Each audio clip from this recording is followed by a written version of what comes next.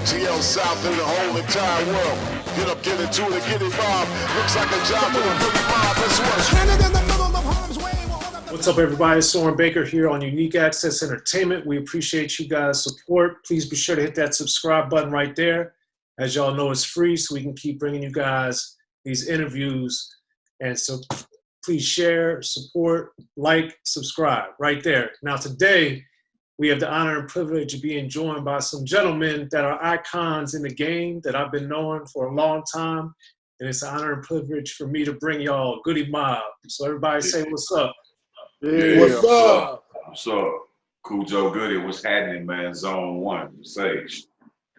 What's good? Give Goodie, what's happening with you? Eat point. What's happening, y'all? This is CeeLo Green, CeeLo Goodie, Southside. Man, see? Yes. And they got the new album Survival Kit that just came out. So we're going to talk a lot about that today. Very excited. And, Cool Joe, one of the things that I thought was interesting and incredible on there was on the Pray for the Sheep. How you were talking about what's worse, selling dope or selling dreams. So on there, Cool Joe, I wanted you to really break down the thought process of that line and how that ties into the whole concept of the song. Well, actually, man, to keep it 1K, man, that was something that one of the brothers that's on the Big Boy wrote. That I think that was Renegade. He didn't want to put that hook together because we actually had one before that one, but that one was kind of like I guess vibing a little bit more. So man, that ushered in Big Boy to get on it. But I mean, like Pray for the Sheep. I mean, you gotta pray for those people that's being led astray. You know what I mean? Because they really don't know which way they're going. So almost like you got to be that shepherd. You know what I mean? So it's almost like Goodie Mob is kind of like that shepherd, man. That's ushering in maybe a different thought or maybe a different perspective on some things. You know what I mean? So some of our fans, you know what I'm saying? Some of our fans might love it. You know what I'm saying? Some of my fans might not. But we're just trying to take that effort, man, and just letting people know that we hadn't turned a deaf ear onto what's going on out here in the streets or to our fans. You know what I mean? Yeah, absolutely.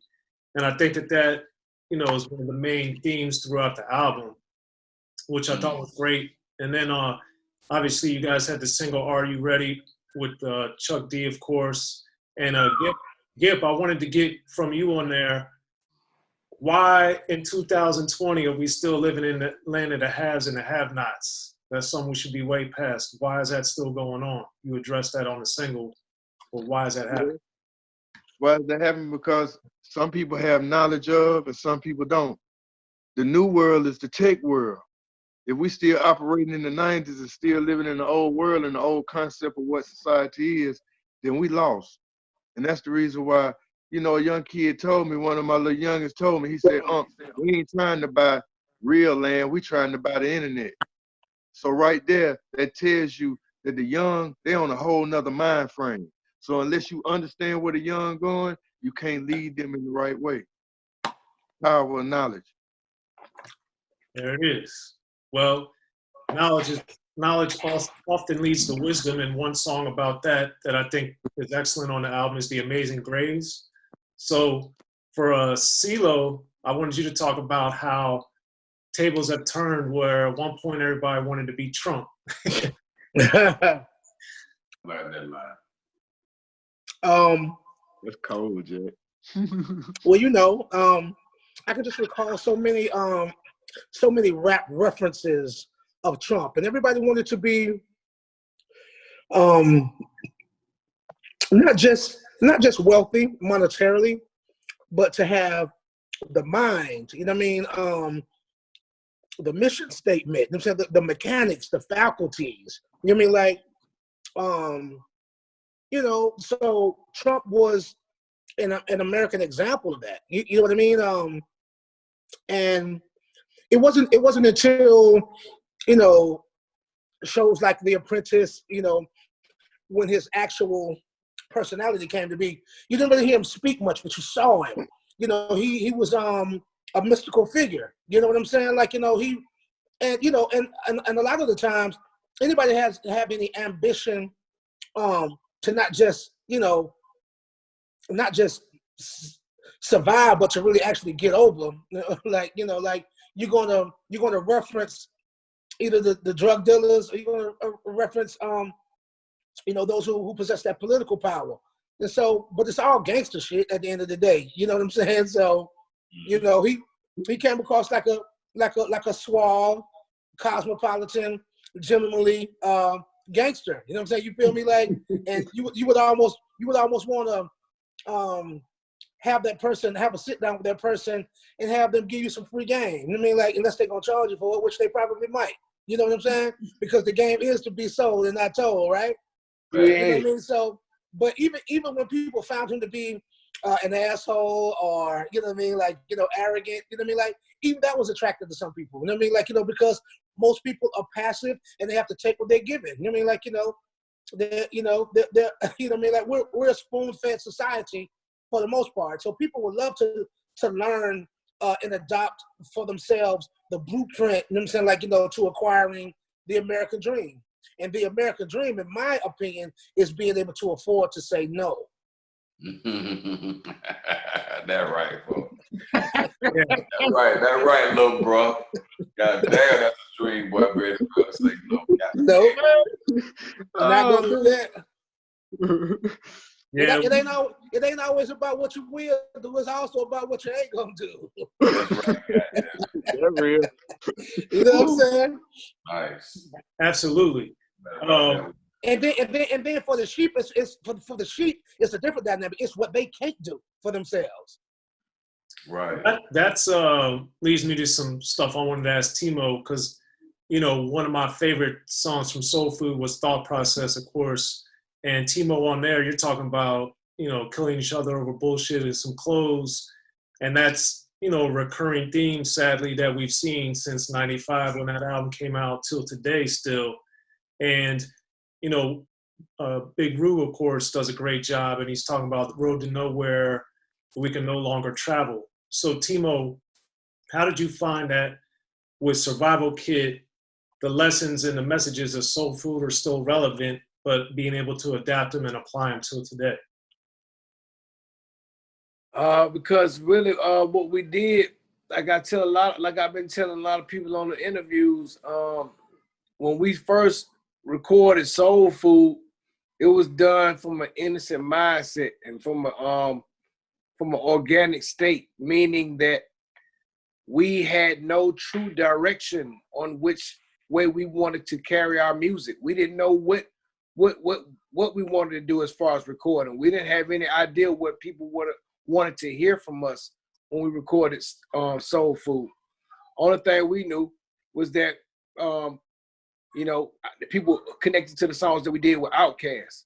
But now recording this record, Survival Kit, 25 years later, we have a strong idea for what makes people happy when they hear the name Goodie Mob and the type of music that they expect and that they want to hear when they buy into our brand. You know what I mean? And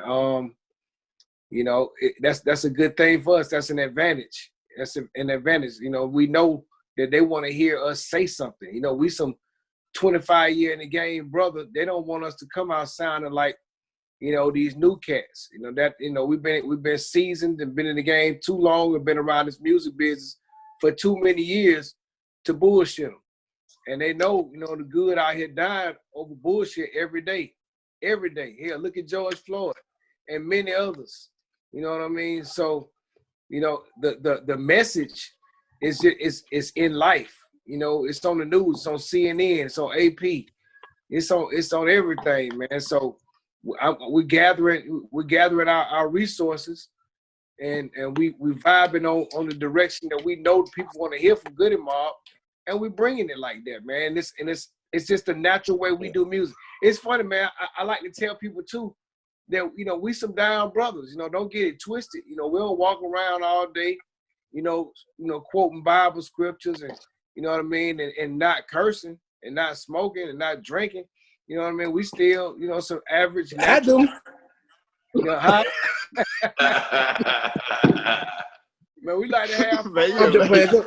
Go ahead, dude. It don't never come out that way, man. I was just saying, I told somebody in David Battle interview, I said, man, we done recorded all kind of music before, man, but for some reason, the only stuff to me that sound good coming out of all of our mouths is when we saying something. You know what I mean? When we trying to say something, you know, righteous, something right, something to be proud of. That's what it sounded best to me. And I guess that's just that's what we've been blessed and cursed with. You know, the ability to pass forth a positive word. You know, and that's what we decided to do with our platform, and that's what we're gonna do. And people respect it because they know at the end of the day, you know, we mean what we say what we mean. You know, we don't bullshit, we don't flex this shit. You know, we don't act like we tough or act like we hard. You know, we do this shit. We'll do it, you know, for real. You know, and that's the good thing about all my brothers. You know, whenever they need me or whenever I need them, I know who to call. That's why we don't walk around here with no bodyguards and none of that type of stuff, man. Because at the end of the day, so they know if they put their hands on any one of us, you know, it's not gonna be nice. And we don't claim to be Bruce Lee or Mike Tyson, but there are consequences that come along with those types of actions. And you know, and that's the beautiful thing about in the South, man. That we got so many people in the South. We like brothers.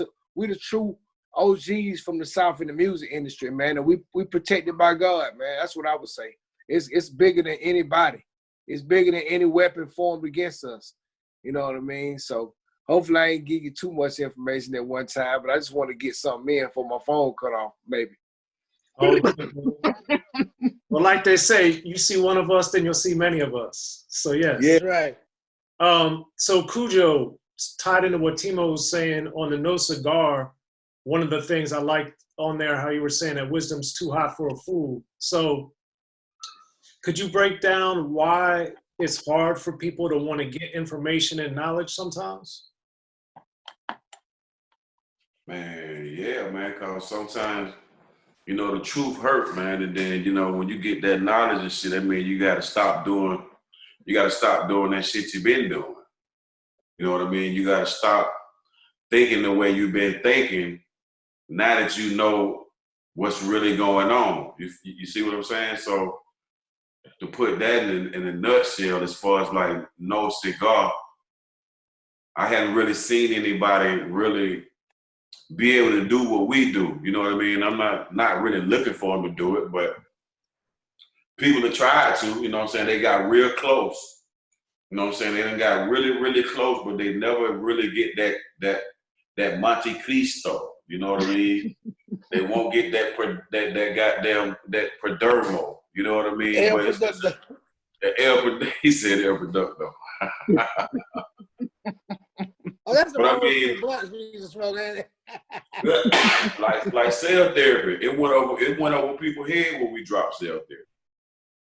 You know what I mean? So I mean that was some wisdom right there. You know what I mean? I mean we going all over the world doing that one song, and people just think we doing some real fun, like pow, nobody now. But I mean, we was really talking about some real extraordinary shit that lasted the test of time. You know what I mean? So, you know, with No Cigar, that's just what we do. You know what I mean? And people got to give us our flowers and our credit and our just due. You know what I'm saying? For being able to do that shit and being from the South, being from Atlanta, Georgia, because you had never heard that type of shit coming out of Atlanta, Georgia before.